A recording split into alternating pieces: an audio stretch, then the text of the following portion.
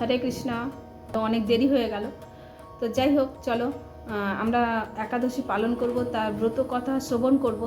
শ্রবণের মাধ্যমে আমাদের স্মরণ হবে। আর কালকেই মাতাজির ক্লাসে রাত্রিবেলা, রাতে যে মানে অনেক সময় রাতে সন্ধে এরকম সব সময় ক্লাস হতেই থাকে।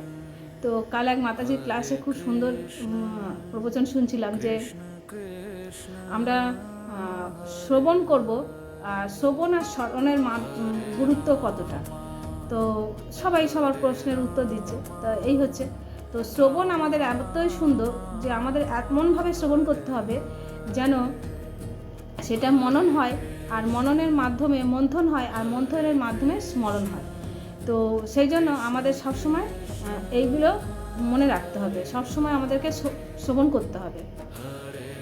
তো চলো, আমাদের যে গৌরাব্দ যে মাস চলছে সেটা হচ্ছে মধুসূদন, আর খ্রিস্টাব্দ আমরা এপ্রিল, আর বঙ্গাব্দ হচ্ছে বৈশাখ। তো 25শে মধুসূদন, 13ই বৈশাখ, 27শে নৃসিংহ চতুর্দশী পালন করতে পারবো। দেখো, ভগবান বলেছে পত্রম পুষ্পম ফলম, তো সেই হচ্ছে, তো আমরা মন্ত্রর দ্বারাও ভগবানকে পূজিত করতে পারি, আর হরে কৃষ্ণ মহামন্ত্রর দ্বারাও করতে পারি। সহজ পন্থা আমাদের গৌরাঙ্গ মহাপ্রভু দিয়ে গেছেন। যারা মন্ত্র উচ্চারণে পারে না বা জানি না বা পড়াশোনা শিখিনি কিভাবে পড়বো, তো হরে কৃষ্ণ মহামন্ত্র সাধারণ সবাই করতে পারে। তো ওই মন্ত্র পড়েই আমরা নৃসিংহ চতুর্দশী করতে পারবো। তো নৃসিংহ চতুর্দশী দিনকে একটু ভোর ভোর উঠে ভগবানের সেবা কার্য করে, আর ভগবানের 108টা তুলসী পত্র দিয়ে, একটু তুলসী পত্রগুলো যেন ফ্রেশ হয়, যেন ফুটো ছেঁড়া কাটা এরকম যেন না থাকে। তো ওখানে গঙ্গা জল দিয়ে ধুয়ে আর চন্দন লাগিয়ে ভগবানের চরণে 108টা হরে কৃষ্ণ মহামন্ত্র বলে, হরে কৃষ্ণ কৃষ্ণ কৃষ্ণ হরে হরে, হরে রাম রাম রাম হরে হরে, প্রত্যেকটা পত্রতে প্রত্যেকবার একবার করে হরে কৃষ্ণ মহামন্ত্র জপ করে ভগবানের চরণে অর্পিত করবে।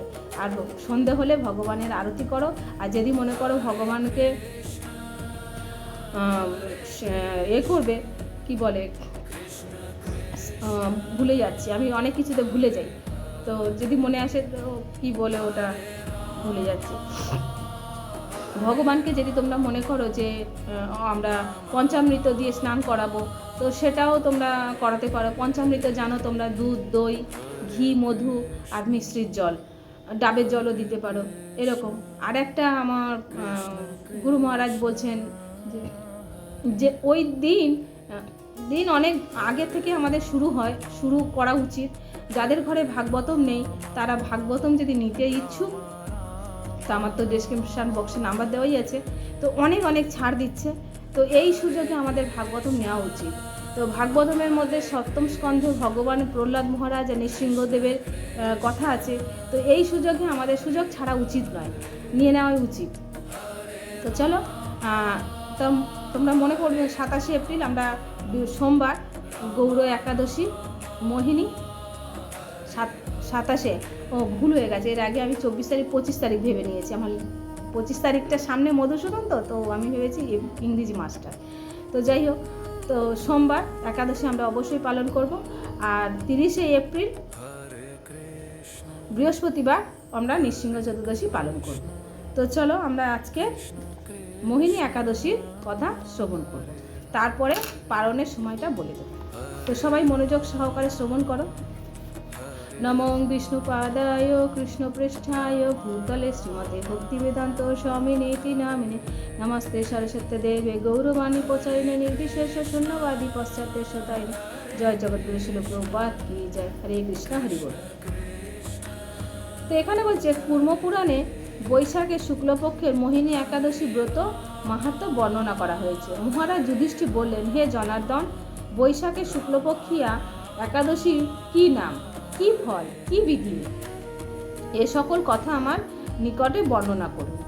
তো উত্তরে ভগবান শ্রীকৃষ্ণ বললেন, হে ধর্মপুত্র, আপনি আমাকে যে প্রশ্ন করেছেন, পূর্বে শ্রী রামচন্দ্র বশিষ্ঠর কাছে একই প্রশ্ন করেছিলেন। তিনি জিজ্ঞাসা করেছিলেন, হে মুনিবর, আমি জনকনন্দিনী সীতার বিরহজনিত কারণে বহু দুঃখ পাচ্ছি, তাই একটি উত্তম ব্রতের কথা আমাকে বলুন, যার দ্বারা সর্ব পাপ ক্ষয় হয় ও সর্বদুঃখ বিনষ্ট হয়। এ কথা শুনে বৈশিষ্ট্যদেব বললেন, হে রামচন্দ্র, তুমি উত্তম প্রশ্ন করেছ। যদিও তোমার নাম গ্রহণেই মানুষ পবিত্র হয়ে থাকে, তবুও লোকের মঙ্গলের জন্য তোমার কাছে সর্বশ্রেষ্ঠ পরম পবিত্র একটি ব্রতর কথা বলছি। তাহলে যে নাম, যে ভগবান, যে যার রাম নাম উচ্চারণে সমস্ত পাপ দূরীভূত হয়ে যায়, তো সেই রামচন্দ্র সেই মোহিনী একাদশীর কথা শ্রবণ করতে চাইছে। তো বৈশাখ মাসের শুক্লপক্ষীয় একাদশী মোহিনী নামে প্রসিদ্ধা। এই ব্রত প্রভাবে মানুষের সকল পাপ, দুঃখ, মোহজাল অচিরেই বিনষ্ট হয়ে যায়। তাই মানুষের উচিত সকল পাপক্ষয়কারী ও সর্বদুঃখ বিনাশী এই একাদশী ব্রত পালন করা, একাগ্র চিত্তে তার মহিমা শ্রবণ করা। এই কথা শ্রবণ মাত্রই সমস্ত পাপ বিনষ্ট হয়। পবিত্র সরস্বতী নদীর তীরে ভদ্রাবতী নামে এক সুশোভনা নগরী ছিল। চন্দ্রবংশ যার ধৃতিনাম নামে এক রাজা সেখানে রাজত্ব করতেন। সেই নগরীতেই ধনপাল নামে এক বৈশ্য বাস করতেন। তিনি ছিলেন পুণ্যকর্মা ও সমৃদ্ধশালী ব্যক্তি। তিনি নলকূপ, জলাশয়, উদ্যান, মঠ ও গৃহ ইত্যাদি নির্মাণ করে দিতেন। তিনি ছিলেন বিষ্ণুভক্তি পরায়ণ, শান্ত প্রকৃতির মানুষ। সুমনা, দ্যুতিমান, মেধাবী, সুকৃতি ও ধৃষ্টবুদ্ধি নামে তার 5 জন পুত্র ছিল। খুব সুন্দর না নামগুলো? তো পঞ্চম পুত্র ধৃষ্টবুদ্ধি ছিল তার অতি দুরাচারী। সে সর্বদা পাপ কার্যে লিপ্ত থাকত। পরস্ত্রী সঙ্গী, বেশ্যাসক্ত, লম্পট ও দ্রুতক্রিয়া প্রভৃতি পাপে সে অত্যন্ত আসক্ত ছিল। দেবতা, ব্রাহ্মণ, পিতামাতার সেবায় তার একেবারেই মতি ছিল না। সে অন্যায় কার্যে রত, দুষ্ট স্বভাব ও পিতৃধন ক্ষয়কারক ছিল। সবসময় সে অভক্ষ ভক্ষণ ও সুরাপানে মত্ত থাকত। পিতা ধনপাল একদিন পথ চলছিলেন। হঠাৎ তিনি দেখতে পেলেন ধৃষ্টবুদ্ধি এক বেশ্যার গলায় হাত রেখে নিঃসংকোচে ঘুরে বেড়াচ্ছে। তার নির্লজ্জ পুত্রকে এইভাবে চৌরাস্তায় ভ্রমণ করতে দেখে তিনি অত্যন্ত মর্মাহত হলেন। এই কুস্বভাব দর্শনে ক্রুদ্ধ হয়ে তিনি তাকে গৃহ থেকে বার করে দিলেন। তার আত্মীয় স্বজনও তাকে পরিত্যাগ করল। সে তখন নিজের অলংকারী বিক্রি করে জীবন অতিবাহিত করল। কিছুদিন এইভাবে চলার পর অর্থভাব দেখা দিল। ধনহীন দেখে সেই বেশ্যাগণ তাকে পরিত্যাগ করল। তাহলে এখানে কি বোঝা যাচ্ছে দেখতে পাচ্ছ তো? অন্য বস্ত্রহীন দৃষ্ট বুদ্ধি ক্ষুধা তৃষ্ণায় অত্যন্ত কাতর হয়ে পড়ল। অবশেষে নিজের গ্রামে এসে চুরি করতে শুরু করলো। একদিন রাজপ্রহরী তাকে ধরে বন্দি করলো, কিন্তু পিতার সম্মানার্থে তাকে মুক্ত করে দিল। এভাবে বার কয়েক সে ধরা পড়ল ও ছাড়াও পেল, কিন্তু তবুও সে চুরি করা বন্ধ করল না। তখন রাজা তাকে কারাগারে বদ্ধ করে রাখলেন। বিচারে সে কষাঘাত দণ্ড ভোগ করল। কারাভোগের পর অন্যান্য উপায়ে দৃষ্টবুদ্ধি বনে প্রবেশ করল। সেখানে সে পশু পাখি বধ করে তাদের মাংস ভক্ষণ করে অতি দুঃখ পাপময় জীবন যাপন করতে লাগলো। দুষ্কর্মের ফলে কেউ কখনো সুখী হতে পারে না। তাই সে দৃষ্টবুদ্ধি দিনরাত্রি দুঃখ শোকে জর্জরিত ছিল। এইভাবে কয়েকদিন অতিবাহিত হলো। কোনো পুণ্য ফল সহসা একদিন সে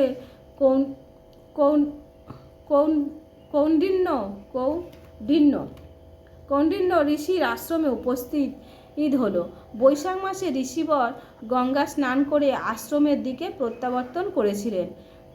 শোকাকুল ধৃষ্টবুদ্ধি তার সম্মুখে উপস্থিত হলো। ঘটনাক্রমে ঋষির বস্ত্র হতে এক বিন্দু জল তার গায়ে পড়ল। সেই জলস্পর্শে তার সমস্ত পাপ দূর হলো। হঠাৎ তার শুভ বুদ্ধির উদয় হলো। তাহলে আমাদের এখানে খুব সুন্দর একটা, যে আমরা গুরুবর্গের আশ্রয়ে যদি থাকি, তাহলে আমাদের যে ভেতরে যে দুর্বুদ্ধি, যে কুবুদ্ধি জিনিসগুলো আছে, সেগুলো দূরীভূত হবেই হবে। ঋষির সামনে সে কৃতাঞ্জলি পুটে প্রার্থনা করতে লাগলো, হে ঋষিশ্রেষ্ঠ, যে পূর্ণ প্রভাবে আমি এই ভীষণ দুঃখ যন্ত্রণা থেকে মুক্ত লাভ করতে পারি তা কৃপা করে আমাকে বলুন। ঋষিবর বললেন, বৈশাখ মাসের শুক্লপক্ষে মোহিনী নামে যে প্রসিদ্ধ একাদশী আছে তুমি সেই ব্রত পালন করো। এই ব্রতের ফলে মানুষের বহু জন্মান্তরিত পর্বত পরিমাণ ও পাপরাশিও ক্ষয় হয়ে থাকে। তাহলে যারা জন্মান্তরিত মানে পাপের পর্বত বলছে এখানে, জন্মার্জিত পর্বত মানে মানুষের যে পাপ হয় না তারও পর্বত আছে, তাই বলছে পরিমাণ পাপ রাশিও ক্ষয় হয়ে থাকে। মহামুনি বৈশিষ্ট্য বললেন, কৌণ্ডিন্য ঋষির উপদেশ শ্রবণ করে প্রসন্ন চিত্তে ধৃষ্টবুদ্ধি সেই ব্রত পালন করলেন। হে মহারাজ রামচন্দ্র, এই ব্রত পালনে সে নিষ্পাপ হলো, দিব্য দেহ লাভ করলো, অবশেষে গরুরে আরোহণ করে সকল প্রকার উপদ্রবহীন বৈকুণ্ঠ ধামে গমন করলো। হরে কৃষ্ণ। দেখো যে একটা একাদশীর কত ফল। হে রাজন, ত্রিলোকে মোহিনী ব্রত থেকে আর শ্রেষ্ঠ ব্রত নেই। যজ্ঞ, তীর্থস্থান, দান ইত্যাদি কোনো পুণ্য কর্মই এই ব্রতের সমান নয়। এই ব্রতর কথা শ্রবণ কীর্তনে সহস্র গোদানের ফলও লাভ হয়। হরে কৃষ্ণ। তো আমরা একটা একাদশী করলে তার যে কত ফল আমাদের প্রাপ্ত হয় তার কল্পনার বাইরে। তো চলো এবার আমরা বলে দেবো পালনের চার্ট, আমরা যে পালন করব তার এটা। তো 28শে এপ্রিল মঙ্গলবার মায়াপুরে 5টা 5 থেকে 9টা 24, কলকাতা 5টা 6 থেকে 9টা 24, কাঠমান্ডুতে 5টা 27 থেকে 9টা 50, বৃন্দাবনে 5টা 42 থেকে 10টা 5, ত্রিবান্দ্রম 6টা 7 থেকে 10টা 15, মুম্বাইতে 6টা 12 থেকে 10টা 28, ইম্ফলে 4টে 41 থেকে 9টা 1, ভুবনেশ্বরে 5টা 14 থেকে 9টা 36, চেন্নাইতে 5টা 49 থেকে 10টা, দিল্লিতে 5টা 43 থেকে 10টা 7, কলম্বোতে 5টা 57 থেকে 10টা 4, আহমেদাবাদে 6টা 8 থেকে 10টা 27, গুয়াহাটিতে 4টে 48 থেকে 9টা 10, পাটনাতে 5টা 15 থেকে 9টা 36, নাগপুরে 5টা 45 থেকে 10টা 2, হায়দ্রাবাদে 5টা 52 থেকে 10টা 6, ব্যাঙ্গালোরে 6টা থেকে 10টা 11, উধমপুরে 5টা 45 থেকে 10টা 13। হরে কৃষ্ণ। তো সবাই একাদশী করুন, বাড়ির সবাইকে করান, বাইরের সবাইকে বলুন একাদশী পালন করতে। আর অবশ্যই অবশ্যই নৃসিংহ চতুর্দশী ভুলবেন না, এটা খুব গুরুত্বপূর্ণ। ভগবান নৃসিংহদেব অতি অতি কৃপাময়, উনি প্রচুর পরিমাণে কৃপা করে ভক্তদেরকে। সেটা প্রহ্লাদ মহারাজ প্রমাণ করে দেখিয়েছেন যে একটা প্রহ্লাদ মহারাজ কি জানতেন যে এই পিলারের ভিতরে ভগবান আছেন? কিন্তু তার ভেতরের যে আত্মা, তার উদরে সে বুঝতে পারছে যে আমি এই পিলার থেকেই ভগবান আসতে পারবে, এখানেই আছে, এই পিলারে আছে, ওই পিলারে আছে, ওই পিলারে আছে।